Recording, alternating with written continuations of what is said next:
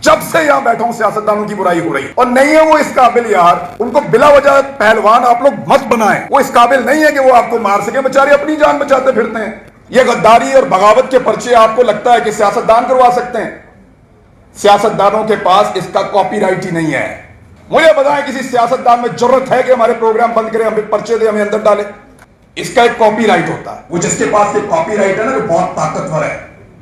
दिल्ली के गले में घंटी कोई नहीं बांधना चाहता। तो वो जो मार रहे हैं ना, वो आप सबको एक एक करके मारेंगे, एक एक करके मारेंगे, याद रखना। हम इतने बुज़दिल और इतने कमजोर नहीं है कि इनसे मार खाएं। जो सबसे ताकतवर और तगड़ा है ना, मुकद्दस गाय, वो आपको टकरे मार रही है। अब एक दूसरे का मजाक उड़ाने की बजाय असल मसले की तरफ आए। हम सारे सहाफी बैठे हुए हैं, आप में से बहुत सारे मेरे दोस्त, उन्हें मेरा मौक़िफ़ पसंद ही नहीं होगा। ये क्या कहता है? गलत बात है, पसंद नहीं है। मेरा मौक़िफ़ एक सियासी जमात को पसंद नहीं है, ट्रोलिंग करेगी और क्या करेगी? यही करेगी ना। हुकूमत में आएगी तो मारने की कोशिश करेगी, उठाने की कोशिश करेगी, ऑफ एयर करने की कोशिश मैक्सिमम ये कर सकती है। किसी और का मौक़िफ़ दूसरी जमात को पसंद नहीं है तो वो भी यही करेंगे। लेकिन अरशद शरीफ जब पाकिस्तान से बाहर गया तो उसकी ट्रोलिंग हमने खुद की थी। बोलो और बार बार बोलो, लेकिन असल बात बोलते हुए हम डरते हैं। यह है सेंट्रल पॉइंट। हम सब इसके इर्द गिर्द घूम रहे हैं, इर्द गिर्द घूम रहे हैं। बिल्ली के गले में घंटी कोई नहीं बांधना चाहता। हम सारे सहाफी बैठे हुए हैं, आप में से बहुत सारे मेरे दोस्त, उन्हें मेरा मौक़िफ़ पसंद ही नहीं होगा। ये क्या कहता है? गलत बात है, पसंद नहीं है।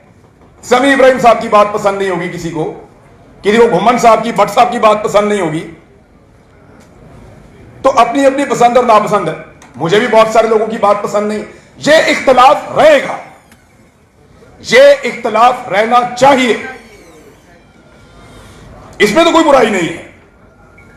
हम इख्तलाफ करते रहेंगे, लेकिन एक बात पे गौर कीजिए, जो सेंट्रल पॉइंट है उसकी तरफ आ जाएं सारे मिलकर।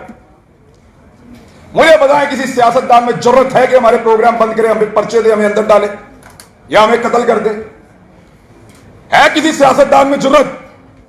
यार ये तो अपनी वजारतों के लिए बेचारे एंकरों के पीछे भागते हैं, दफ्तरों के दरवाजे खटखटाते हैं, अपनी टिकटों के लिए बेचारे पता नहीं कहां कहां दरबदर फिर ये आपके ऊपर अटैक करेंगे। इनकी सियासी क़यादतें आपके ऊपर अटैक करेंगी। मैं जानता हूं कितने बेचारे हैं बेचारे। ये जो साहब यहां पे आज तशरीफ लाए थे, इन्होंने एक टीवी प्रोग्राम के अंदर वो नुक्ता उठाया था जिसके बाद मेरे पे पहला मुकदमा हुआ था और फिर बहुत सारे हो गए, लेकिन उनकी बात भी हमने आज सुनी है। इसके ऊपर भी उसी नौयत का एक पर्चा हुआ था, इस शख्स के ऊपर भी। यह गद्दारी और बगावत के पर्चे आपको लगता है कि सियासतदान करवा सकते हैं? सियासतदानों के पास इसका कॉपीराइट ही नहीं है। यह जो पर्चा है ना गद्दारी का, बगावत का, इसका एक कॉपीराइट होता है। वो जिसके पास एक कॉपीराइट है ना, वो बहुत ताकतवर है। एस्टेब्लिशमेंट पाकिस्तान। मैं बोलना चाहता हूं, मैं बोलता रहा, शिकायत करता रहा, शिकायत लगाता रहा, जजेस को लिखता रहा। मैं साथ था, साबिर शाकिर भाई वहां से बरतानिया से ऑनलाइन थे। मैं आपको बताता हूं क्या हुआ था उस दिन। साबिर शाकिर बरतानिया से थे, समी इब्राहिम साहब थे, मैं भी उनके साथ था अरशद शरीफ के। वो इतना बड़ा फाइल, वो पूरा एक पुलंदा बनाकर लेके आए थे, रिकॉर्ड। यहां जो सेनेट की कायमा कमेटी है उसके अंदर निकाले वो वीडियो और देखें अरशद शरीफ ने बताया उनको कौन मारना चाहता है। आप इंक्वायरियां करवा रहे हैं, JITs बिठा रहे हैं, आप चाहते हैं इसके ऊपर और इंक्वायरी हो। वो अपनी जिंदगी में बताकर गया मुझे कौन मारने वाला है। निकाले वो वीडियो, उस दिन रिकॉर्ड हो रहा था, सब बताया था। साबिर शाकिर ने बताया कि उसको किसने धमकी लगाई कि मुझे जहाज के अंदर से, उन्होंने कहा तुझे उतार देंगे और उतार के पाकिस्तान में लाके निशान इबरत बना देंगे। पूछे उससे, अहमद दुरानी क्यों है पाकिस्तान से बाहर? मुहित मीरज़ादा क्यों पाकिस्तान में बैठ के प्रोग्राम नहीं कर रहा? साबिर शाकिर पाकिस्तान वापस आने का इंतजार कर रहा, क्यों? अरशद शरीफ से जब बात हुई वो पाकिस्तान वापस आना चाहता था, उसको तो पाकिस्तान में रहना था। वो जान बचाने के लिए किसके डर से भागा? सब जानते हैं पाकिस्तान की एस्टेब्लिशमेंट। और एक बात मैं क्लियर करूं, दौर चाहे इमरान खान का है, दौर चाहे ये PDM का है या किसी और का दौर है, ये सियासतदानों की कोई औकात नहीं है। मीडिया अब उनसे आगे है मेरे ख्याल में। हम इतने बुज़दिल और इतने कमजोर नहीं है कि इनसे मार खाएं। जो सबसे ताकतवर और तगड़ा है ना मुकद्दस गाय, वो आपको टकरे मार रही है, वो आपके पीछे पड़े हुए हैं, पाकिस्तान की एस्टेब्लिशमेंट। मैं आपको एक चीज की मिसाल दे देता हूं। इमरान खान के दौरे हुकूमत में जिन सहाफियों के ऊपर कार्रवाइयां हुई, जिनको पकड़ा गया, मारा गया, आप जरा उनका एक लाइन के अंदर नाम तो लिखें। ये वो तमाम लोग हैं जिन्होंने एस्टेब्लिशमेंट के खिलाफ कोई ना कोई बात की थी। जो एस्टेब्लिशमेंट के खिलाफ बोला उसको मार पड़ी, उसका प्रोग्राम बंद हुआ। जो एस्टेब्लिशमेंट के अगेंस्ट गया उसके खिलाफ कार्रवाई हुई। आज भी यही हो रहा है। कहते हैं हुकूमत को जो मर्जी कहो, हमें कुछ ना कहो।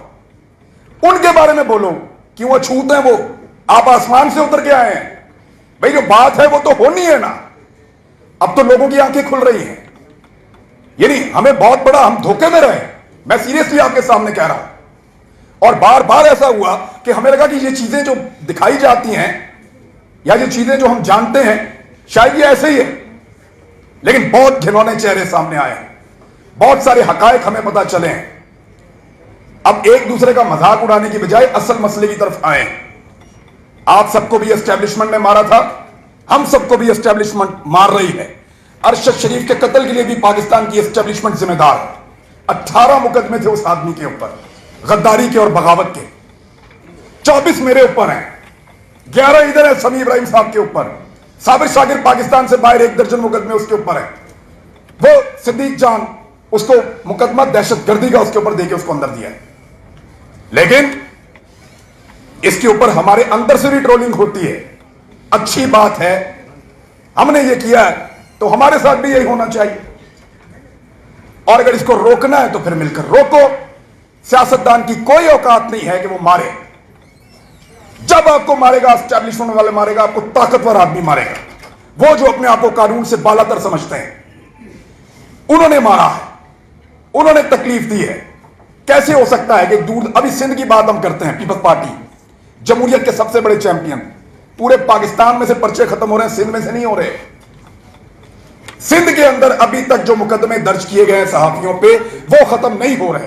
आज पाकिस्तान तहरीक इंसाफ को लगता है कि वो गवर्नमेंट इन वेटिंग है, हो सकता है उनकी हुकूमत आ जाए, लेकिन उनको बड़ा क्लियरली अपने मंशूर में ये लिख कर देना होगा, या फिर हम उनके पीछे भी ऐसे ही जाएंगे कि हमें इंसाफ चाहिए। सब जानते हैं किसने मारा है, सबको पता है। अदालत जो है उन्होंने नोटिस लिया, अब तक क्या हुआ? अब तक क्या हुआ? सिर्फ आप एफआईआर के अंदर से, जो उनकी वालदा ने एफआईआर के अंदर नाम लिखकर दिए हैं, वो नाम आप निकाल दें, बात खत्म हो जाएगी। लेने आप इंसाफ। एक बच्चे को घर में घुस के मारा, जिसके बाद मीर साहब के ऊपर ताब आ गया। उसको घर में घुस के मारा और इंक्वायरी मेरी शुरू कर दी। मुख्तलिफ दफ्तरों से मुझे फोन करके पूछ रहे हैं कि यार तुसी तो नहीं मारिया। मैंने कहा यार खुदा का नाम लो यार, मैं मारिया? यार अल्लाह का नाम ले, आप मेरे ऊपर इल्जाम ले। यानी हद हो गई है। मेरे ऊपर इंक्वायरी कर रहे हैं कि तूने मारा, पता भी है किसने मारा है। पूरा पाकिस्तान जानता है। जब तक अकेले अकेले बार खाते रहोगे, सरों को फेंटा लगता रहेगा।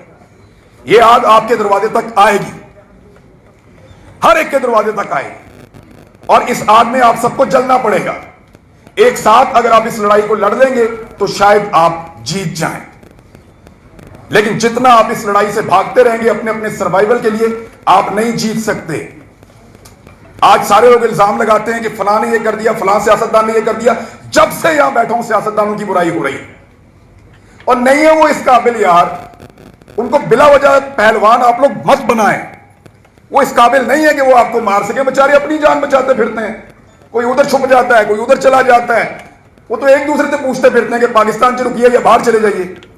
हर एक को अपनी अपनी मुसीबत पड़ी हुई है। हुकूमत कितने दिन चलेगी, हम बच पाएंगे नहीं बच पाएंगे, वो हमें मारेंगे। यानी जिस आदमी से इन्होंने मेरे खिलाफ प्रेस कॉन्फ्रेंस करवाई, उसने मुझे पैगाम भेजा कि भाईजान मेरे से जबरदस्ती करवाई गई। वो कहता भाईजान मुझे पता है कि आप ऐसे आदमी नहीं है, मेरे से जबरदस्ती करवाई गई है।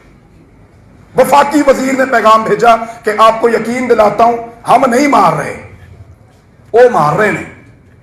तो वो जो मार रहे हैं ना, वो आप सबको एक एक करके मारेंगे, एक एक करके मारेंगे, याद रखना।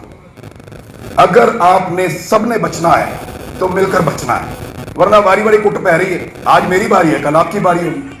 Thank you very much.